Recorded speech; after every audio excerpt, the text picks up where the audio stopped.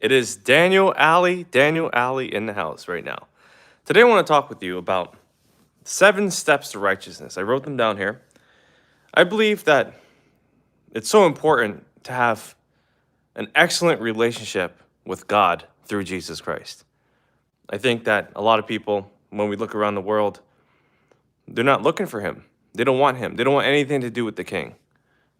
And even though he's the King of Kings and the Lord of Lords, people will do everything else except come to him for truth. And today I want to share with you, well, first of all, the secret of success, the real secret, is to know God through Jesus Christ, is to read the Bible, is to pray, is to obey, is to use your talents in the right way with the right people at the right time. All right?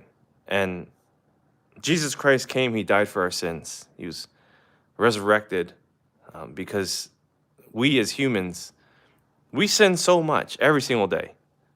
Even the most righteous people sin all the time. And there's no way to prevent it. You can't say, well, I'll stop sinning and, be done with it. Because if you try to stop one way, then the enemy attacks you another way. And it's this cyclical chain of destruction that cannot be overcome through your own volition. So it's imperative to know that the way we combat sin is by putting it on the cross, is by giving it up to him. And when we give our life up to him, then he gives more life to us, okay? One of my favorite teachings that I've been sharing for many years now. So I have 7 steps of righteousness I wrote down. And if you're listening to this and you understand what I'm saying, then you know it's going to help you. It's going to change your life. Because every day you have to come to that realization that Jesus Christ is Lord and he requires your full obedience. Not partial obedience, not, let me just go to church or check in with the Bible or do a little quick prayer because, I know God is watching. It's more like true devotion and reverence for him. It's going all in for the king and for the kingdom. Because Luke 12:31 says that if you keep your eyes on the kingdom of heaven, then all things will be added unto you. Okay, all things, not some things, not most things, all things. So if you're praying for a spouse, they're going to come. If you're praying for money, it's going to come. If you're praying for opportunities and better relationships, it's automatic, okay? But the way to get it is not through physical force, okay? It's not through willpower or even skill power. It's through spirit power, through the power of Jesus Christ. So the first step to get, closer to him, step to righteousness, is to remain focused on the Lord. Okay, assuming that you're already a believer, the most important thing is just to Bible study and to really study what the Word teaches. I hear a lot of people create excuses around this, or they have other ways of seeking the Word that is weaker than seeking the actual Word. Some people will say, well, I have this little devotional that I read. That's not the Bible. Or they say, well, I listen to it right as I'm falling asleep. No, that's not devotion. Right? If you're listening to it and you're falling asleep, yes, you'll get a couple messages here and there. But that's not devotion. That's not giving your best to God. That's you exhausting your whole day and on the 16th hour tapping out.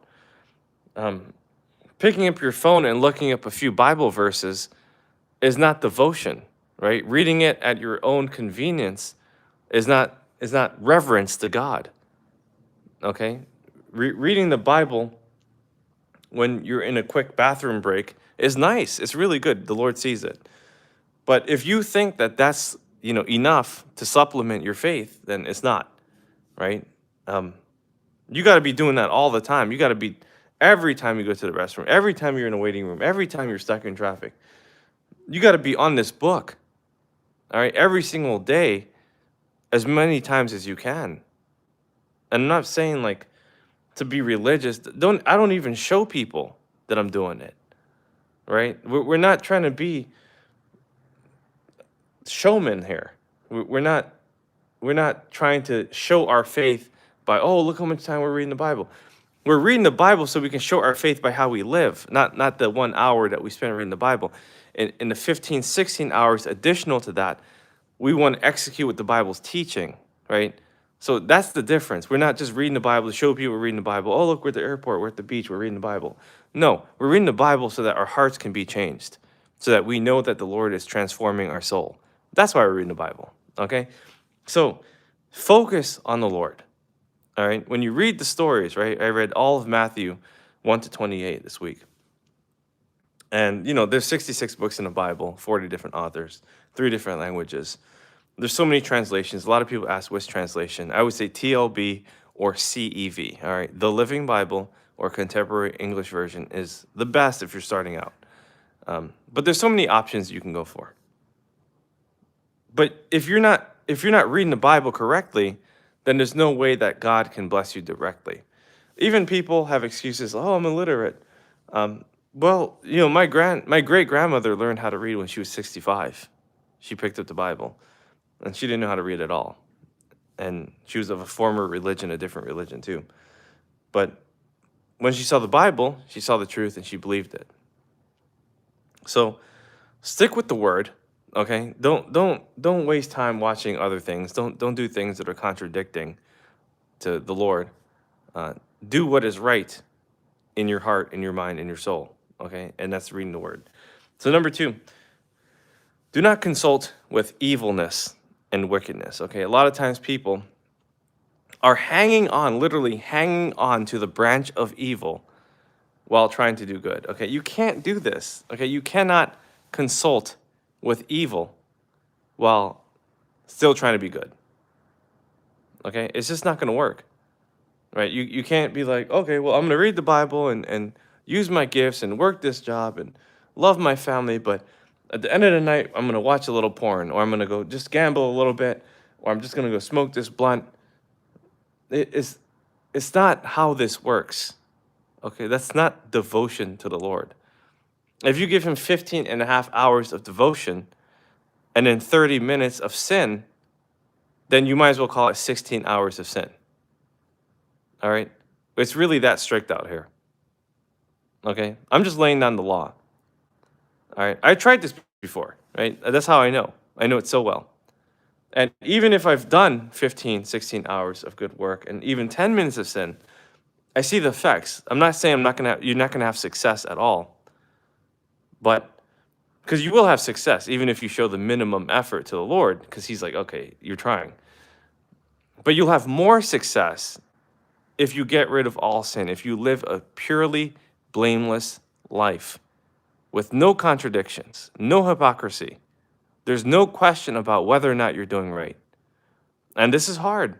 This is why Jesus Christ said that the narrow path is rarely taken by those who trust in him, because it's so difficult to follow that path and to believe consistently for 80-something years until you die, right? Some die at 90s, 100s. But, most people are going to live about 65 to 85 years old if they live a normal life. And the reality is that you cannot consort with evil while trying to be good. And the Bible backs this up. You cannot go to a salty pond and expect fresh water, right? You cannot expect old wine from new wineskins, or vice versa. You cannot expect to break bread with the evil and make good deals. I'm not saying you can't avoid, there's no way to avoid the evil. You can't. You will have to come across them. You have to make deals with some people that are evil. But I'm saying, you can't make lifelong partnerships and have this growing sin on the side and say that it's not a cancer when it is. All right, it's a disease. All right, it's leprosy. You got to treat it like that. All right, you got to treat it as if you continue to worship it simultaneously while worshiping the Lord, then you're really worshiping the devil. Right? You're not giving your best. And devotion to God, we have a very jealous God. All right, and we use that word jealous because it's not like an actual emotion that he has, but it shows us that He does not want us to focus on things that we hold above him, right? Like if we're putting all of our focus on our job or on the things that we lust after, or the next place that we want to go to or live, or the next thing we want to buy, then our God is very jealous, and he wants to change our ways. He wants us to make that correction. And so we really have to listen to what he's saying. So don't consult with evil and wickedness, number 2. Number 3, surround yourself with godly-minded people, okay? This, besides praying and reading the Bible, is likely the hardest because, as I mentioned, not everyone can say that, everyone around me is a Christian, because it's almost always the opposite.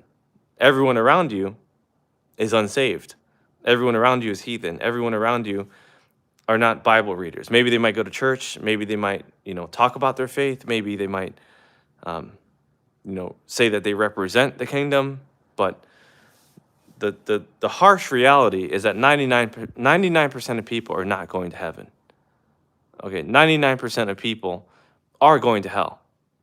All right, and this is something where I hear people say, "Oh, that doesn't sit right with me." Well, it's true. It doesn't have to sit right with you for it to not be true, right? That's like me saying, well, there's a 100% chance that we're gonna die. Well, that doesn't sit right with me every time. When I'm enjoying my life, and I'm eating the best food, and I'm traveling, and I'm living my best life, I don't want to think about the fact that I have to die. But it's an undeniable truth that we all have to face, right? And the undeniable truth that I'm trying to share and synchronicity of this is that there's only one way to heaven, and the only way is through Jesus Christ. And if you think there's other ways, then you're going to find out the hardest way. And that's the path that I'm afraid that many people are going to take, because the enemy he claims souls every day, all the time. I mean, people commit their whole life to treason against the Lord. They commit their whole life to fraud against the Lord. They commit their whole life to betraying him, just like Judas did. And then when they're done, they regret what they did, and they end up hanging themselves. They end up ending it all because they knew that what they had was better. I had a long partnership with someone in business for about 15 years, and the smiles that they used to have and the happiness that they once carried is no longer existent in the current work that they do. All right, some people, they really fall off the path. They really stop revering God. And sometimes you have to understand that someone who may be on the path right now may not be in the path 6 months from now or 10 years from today. And that's a difficult thing to deal with, because you don't want to believe that a best friend or a spouse or a parent or a child or anyone that's close to you is going that way. But it's a harsh reality. Even Jesus Christ said, one will be in the field and one will be taken. One will be safe and one will be carried away. And there's some people that are just not going to make it. We wish everyone can make it. That's the goal of preaching the Gospels, right?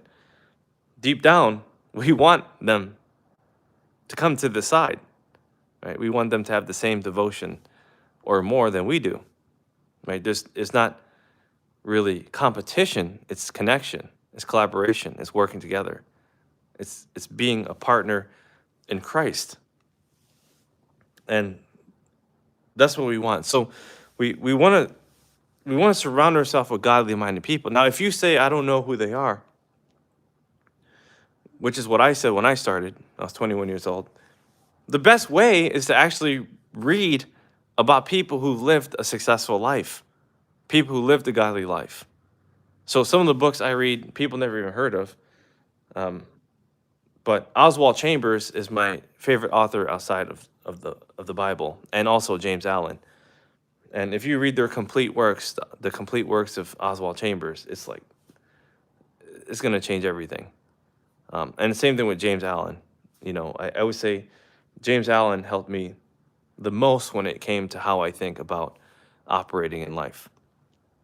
But I have also 13 books.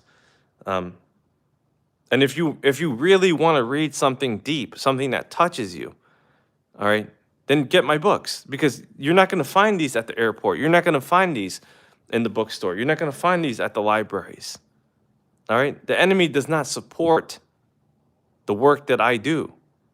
All right? Sometimes when people read my books, they read the first couple chapters or they might even finish the book, but they didn't really read it. When you actually read my books, you will be successful without a question. And when you actually watch my videos and study what I'm teaching and how I'm teaching it, you're going to actually gain value, and it's going to change the way you view things, which will change the way you do things. Because the most important thing in life is not about money. It's really about perspective. It's how you see things. It's how your perspective is changing for the better. So surround yourself with godly-minded people. If you don't know who they are, a lot of people think, oh, if I go to church, but sometimes church is the most despicable place, right? Like if you go to a church and it's all gaudy and they have all these big buildings and they're always there putting on a show, and you go there for 3 hours and you only get like a 20-minute message, that's a waste of time. You're better off reading and studying on your own and being disciplined. That's what a disciple is, discipline. And studying according to what God is training you to study. And you have to create your own study plan. That's what I did. I printed out, the 66 chapters in the book and then in the Bible, and I just crossed them off. I read it, in a random fashion one time. I read the Bible multiple times, and that was one way I read it. I read it from cover to cover before. I've read it, Gospels or New Testament and then Old Testament. There's a lot of ways to read the Bible. And you got to do it in multiple ways. You just can't do it in one way. So surround yourself with godly people. All right. There's got to be at least one person you can find in this world that you can talk to about faith. All right. I'm not saying if you're reading authors that are dead or that are hard to reach, you may have a lot of questions, right? You may have a lot of considerations, and you might want to pray with them. You might want to ask, certain ideas that you have to see if they're right. So seek that one person. All you need is one person, at least, to bounce some ideas off, to ask questions to, and that really helps a lot, right? So you're studying other, believers, and you're studying the Word, but you also have that one person of faith that you can always go to and say, hey, what do you think about this? And let's do this prayer, and you can feel it out. You can pray for things. You can just really be in the spirit of Jesus Christ, and the Holy Spirit will do the rest. And you will find more people. Right? People are available. There's 8 billion people in this world, so there will be people, but you got to have hope. That's what success is about. You got to have hope. You got to have faith, right? Number 4. All right, this is the 7 steps to righteousness. Is to eliminate all distractions. Okay, every single distraction. All right? You cannot, like I said, surround yourself with evil and expect to be good. You can't do that.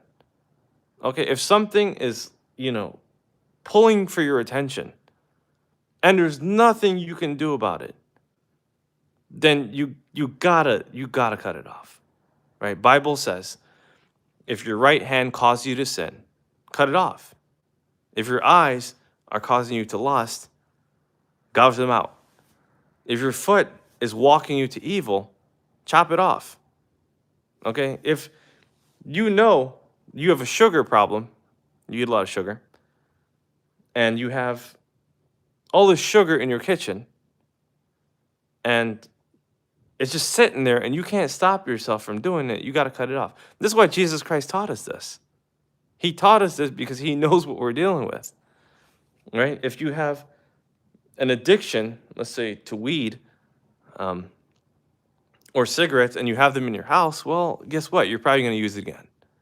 If you don't flush it down the toilet or get someone to completely break it apart and throw it away, then that's it. Even if you throw it in the trash, you can still go back later and hunt for it.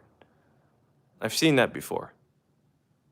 And if you're someone who's really trying to make a change, if you're really trying to do something different, show God your devotion. Do the 3 to 5 things that he wants you to do to eliminate, right, out of your life. What are 3 to 5 things that Lord, I can't touch this anymore. I can't even look that way anymore. I can't even think that way anymore. I can't even research that thing anymore. I can't even talk to that person anymore. There's got to be 3 to 5 of those, okay? Even if there's 1 or 2, admit it, confess it, right? You have to know about whether or not you have 1 or 2 or 3 things that are standing in your way, that are is blocking your path to Christ.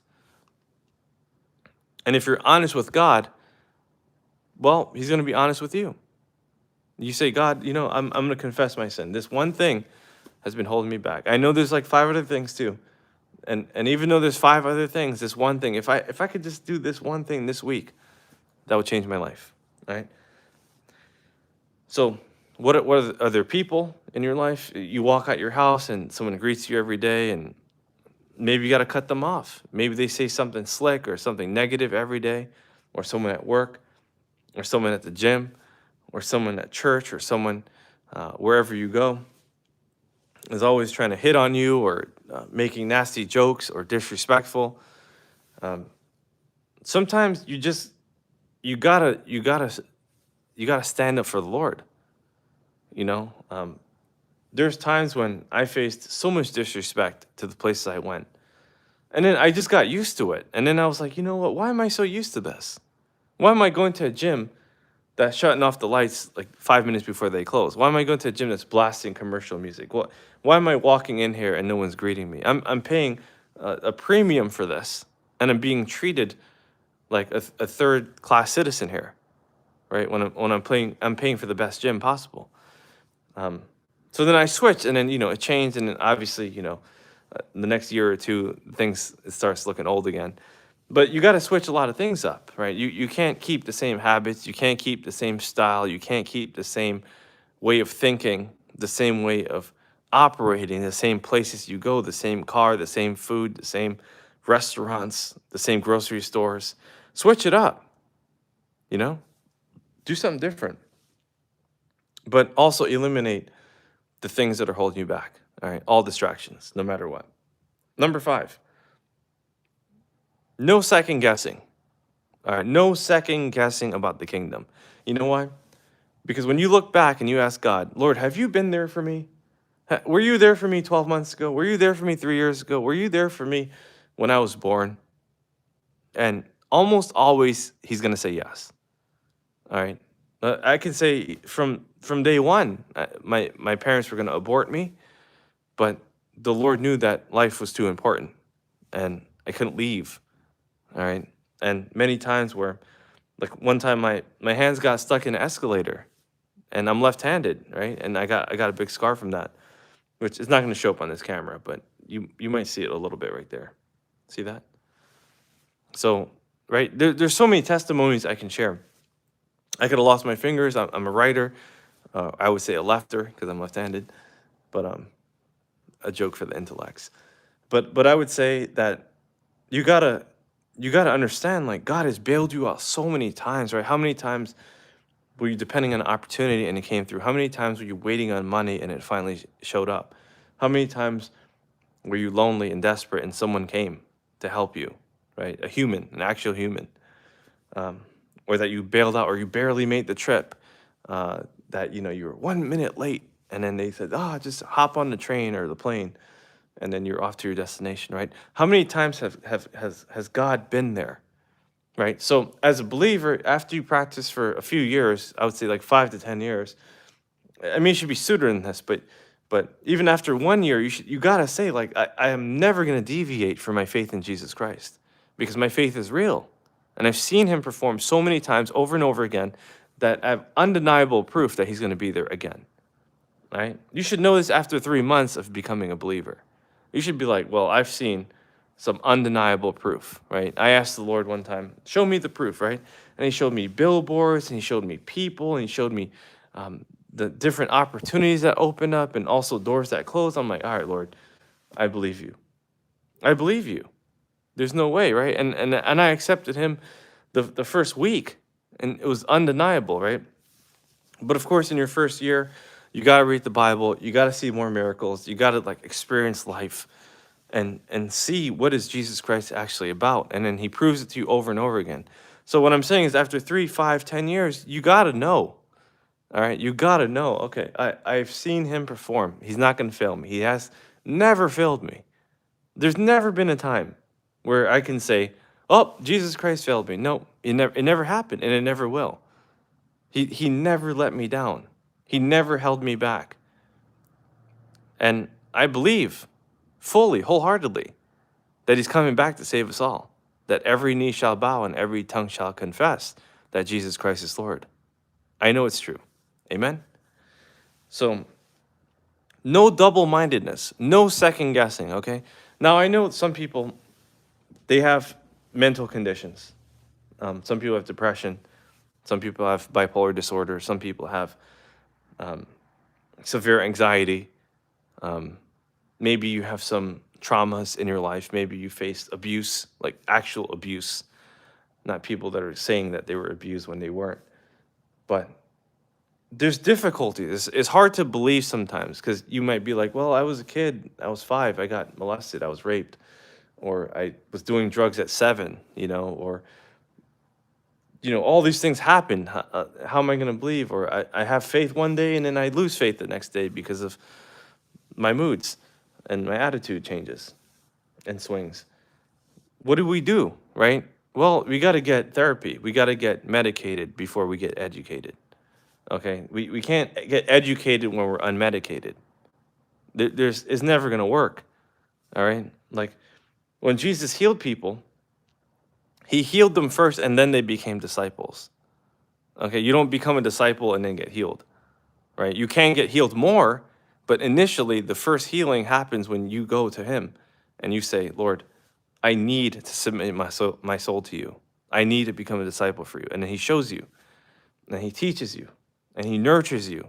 And the next thing you know, you're healed. And then you become more healed as time goes on. So medication therapy, learning about yourself, learning about your moods and your attitudes and how you operate, right? Sometimes some of us stay up late at night, some of us sleep early. Some of us need to get 6 hours of sleep, some of us need 8 hours of sleep, 9 hours of sleep. Maybe you can go off of 5 hours of sleep for the whole week, but then you need 10 to catch up on a weekend. I've seen all kinds of configurations. All right. If you're built for that and you're like that, then do that. All right. There's nothing that should stop you from becoming who you actually are. All right. So no double-mindedness. Okay. Don't second guess the Lord. Don't sit there and say, well, I see the situation is harder than it is. When we hear the word situation, we know the Lord knows. All right. We know the Lord knows. We know the impact. We know the pressures. People always write me and they're like, oh, Daniel, it's so hard. Bills are overdue. I'm in court. This, that. I'm fighting for my life and they're going to shut it off. And I got 3 months behind, 6 months behind. I don't know what I did wrong. And I'm like, bro, girl, you just got to trust the Lord. All right. There's nothing you can do now. You've already come to this point. If you've sinned before, well, sin no more. But just sit there, right? If you want to know God's will, then you got to be still, right? You just got to listen to him. And you just got to get on your knees and just pray and ask him, Lord, what am I doing here? Why am I stuck?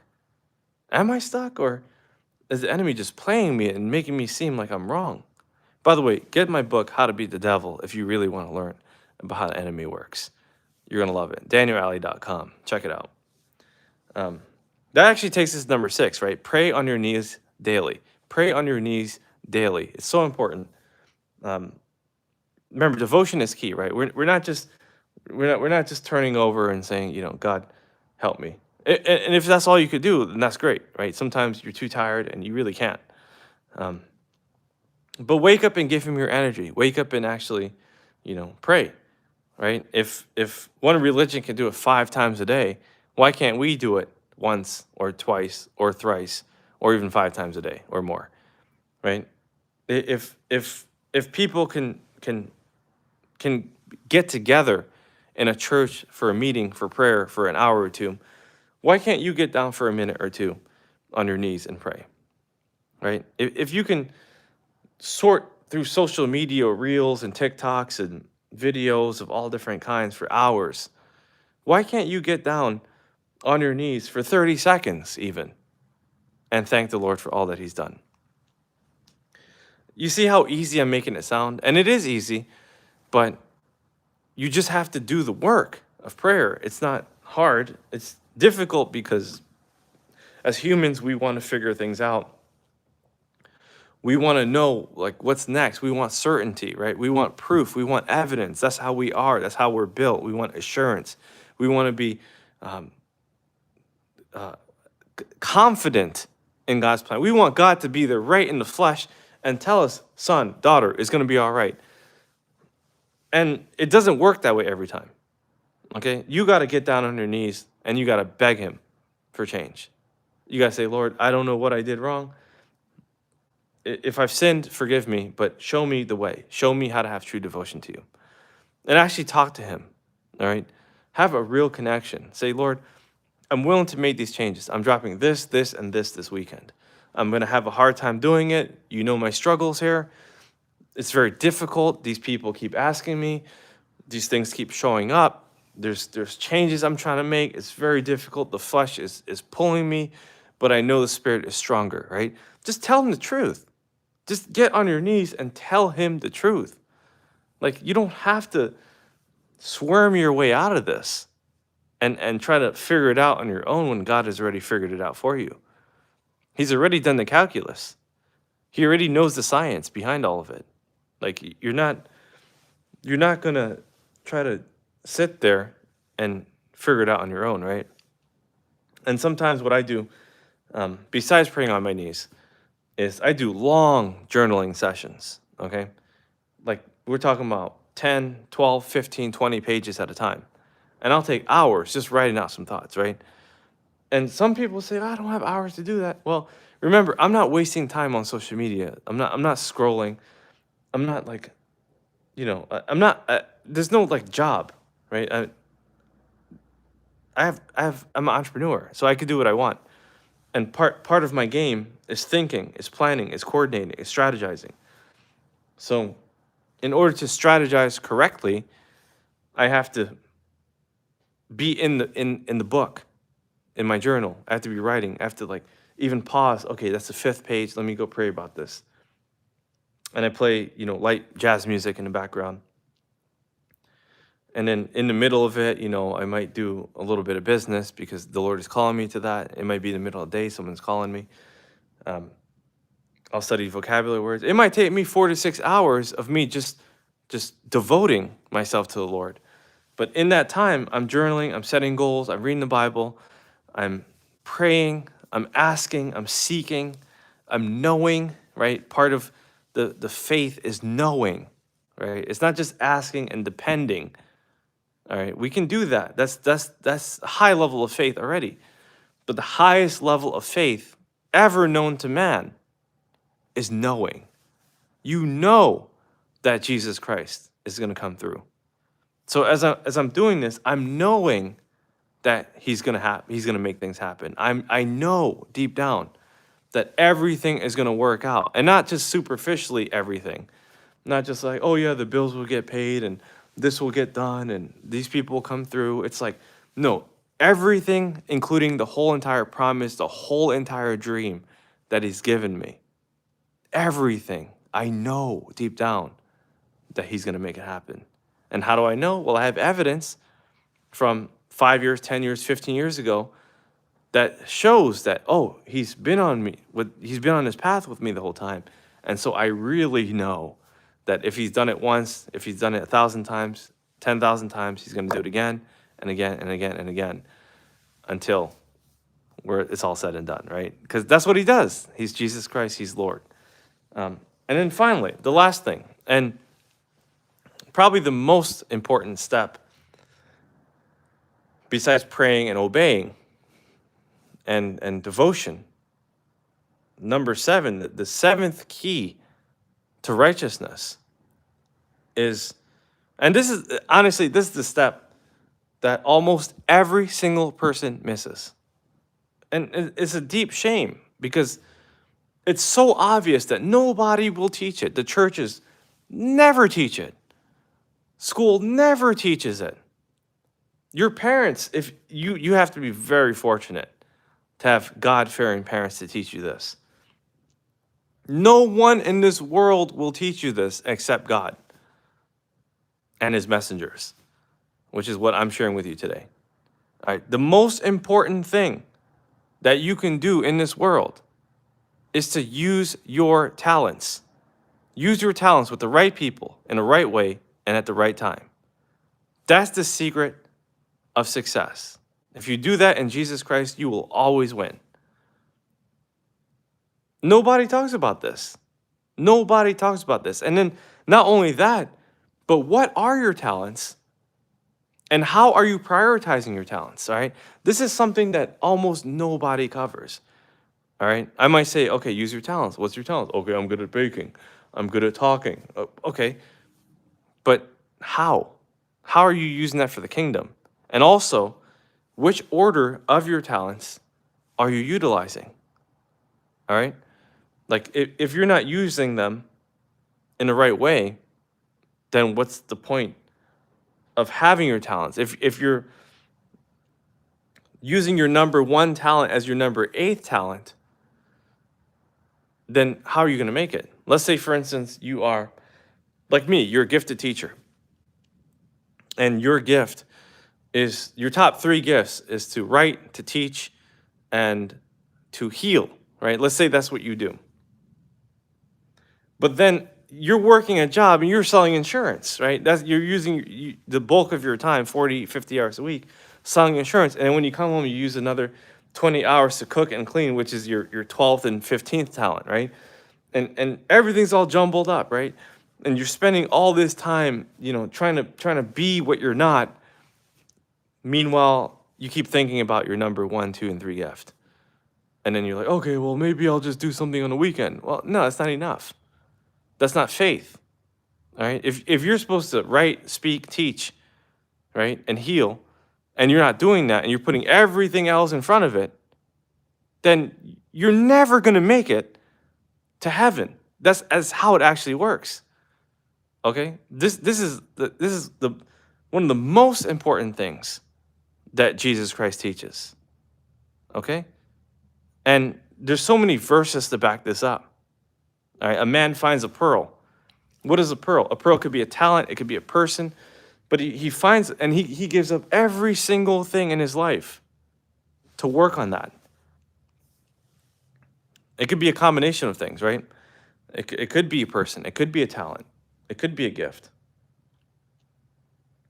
He came to Levi, who was eventually named Matthew, and he says, "What are you doing?" Matthew's like, "I'm doing the wrong work, Lord. What do you suggest?" "Come be my disciple." Why don't you just come be my disciple? And what did Jesus Christ do? He gave every single disciple work, right? Judas was a treasurer, right?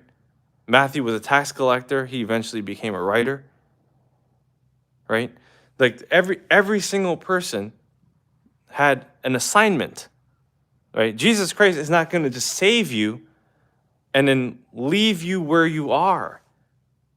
How stupid would that be? That would be the dumbest Lord I've ever heard of. Like, that's not my Lord. Why would he save me and not give me anything to do? What's the purpose of being saved? Right? So logically, it makes sense, right? Now, the smartest Lord is not only going to save you and cleanse you and heal you and teach you and disciple you and nurture you, but he's going to give you a lifelong session of work. All right? Like, so you're saved at 18, 38, 58, whatever age. From that point on, you are in alignment to the divine assignment. And if you miss your assignment, then you're out of divine alignment. Okay? That's just how it is. So the Lord that I know, Jesus Christ, says, you're saved. Now that you're saved, here's some work I need you to do. And it doesn't mean you have to change your work right now. Maybe it means you need to do it better. Maybe it means you need to give more. Like I know someone, I've been working with him for a long time. He's a philanthropist. He didn't know it, but he was always worried about money before I met him. I'm like, bro, you're making so much. Why are you worried about money? He's like, well, if I don't have, $1 million in my account, I'm not gonna feel good. I'm like, bro, you're gonna always make it no matter what. So now he has this unlimited knowing that he's always gonna be rich. And then what happened? He has more than $1 million in his account every single time, by far. Because now he knows. I told him, this is your gift. You're healed. Now you can go out there and actually do your work at the highest level, lead your men, run your construction company the way you're supposed to, and know that God is going to take care of you, your family, your workers, your taxes, every single thing.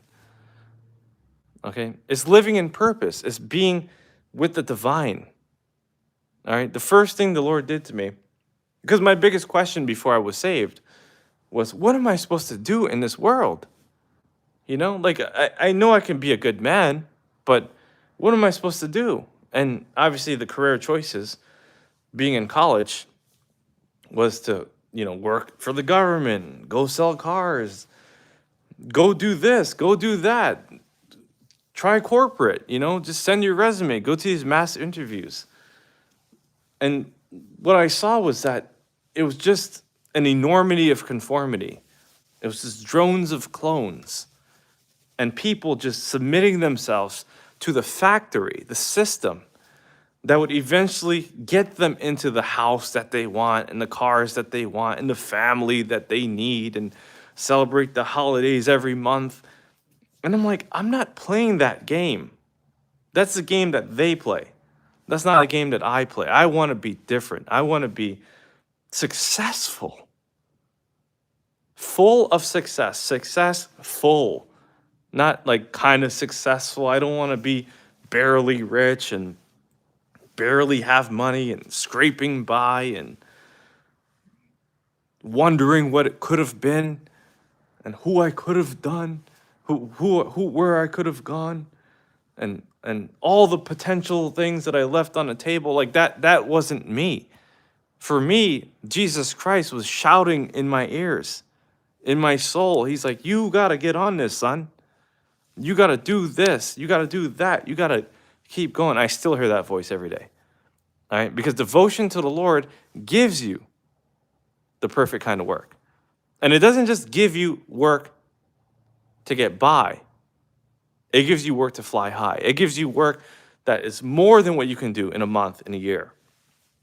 So when people tell me they're bored, I know that they're missing the Lord. All right? It's that simple. When you say I'm bored, you don't have the Lord. You can't be bored while having the Lord. It's a major contradiction. All right? Because the Lord is he's the funnest. He's supreme. He's the manufacturer of all success, of all greatness, of all potential. So if you go on your knees and you're reading the Bible and you say, I'm bored, that means you're not doing it right. If you're going to church and you're talking to people and you're using your gifts and your talents every day and you're bored, then something's got to change.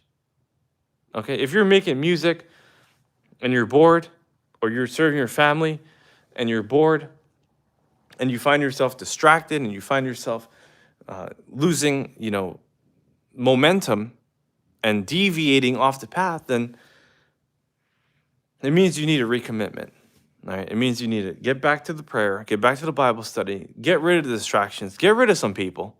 All right? In most cases, you got to get rid of some people. And it could be the people that are closest to you. Sometimes it's just people that are lingering. Sometimes it's just that one place you just can't go anymore. I just can't go that way anymore. Like it worked for 5 years and I can't go that way. Like I'm prohibited from entering that pathway because I know the Lord has shut it off for me. And that happens. I promise you that happens. So I'm gonna go through these real quick, very simply. 7 steps to righteousness. Number 1, remain focused on the Lord through Bible study. All right. Bible study is crucial, right? Studying the word every single day. I have not gone a day without reading the Bible. Okay. Number 2, do not consult with wickedness and evil. All right. You cannot pretend to be good while hanging on to evil. Number 3, surround yourself with godly minded people. All right.